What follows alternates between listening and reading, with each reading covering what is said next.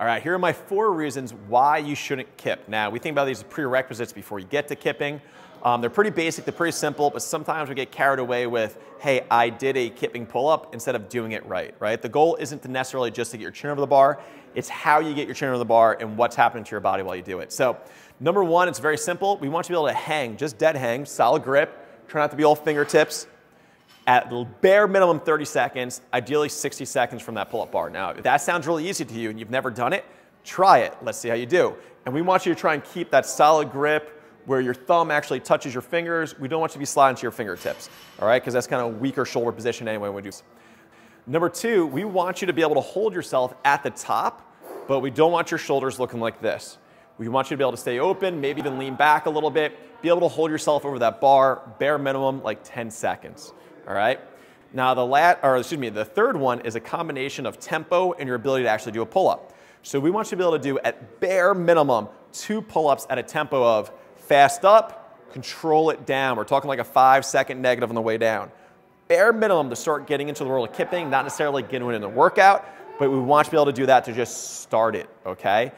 Usually we like to see people with 5 pull-ups at a faster up, slower down tempo before we start really adding some kipping pull-up volume to their training. And the last thing is a basic one. It's just your range of motion. Now, we have a couple different ways we can test it. Excuse me. One way is, I'm going to turn sideways so you can see this.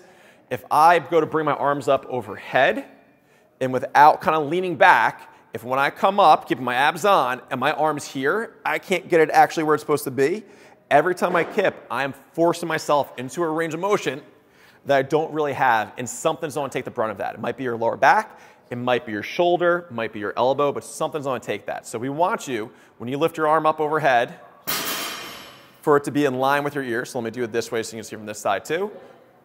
There it is, it's lined up. Now, my other favorite way to do this is literally you can just lay on the ground.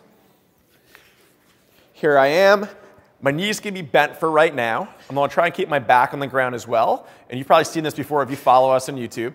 I'm going to come up overhead with my right hand. And see how it just touches the ground? Awesome. My lower back is down. I'm not super arched. Watch my left arm. I dislocated my left arm, my left shoulder.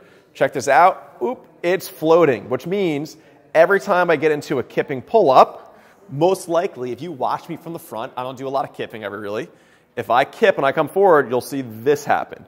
This kind of goes out to the side. Now I'm twisting, putting weird force through my shoulder, weird force through my back, and you'll see my elbows bend too, which is going to put a lot of strain right here.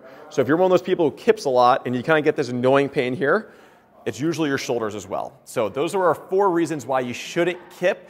Think about them as prerequisites to work on, so when you start doing kipping, it's a much safer, much better way to do it.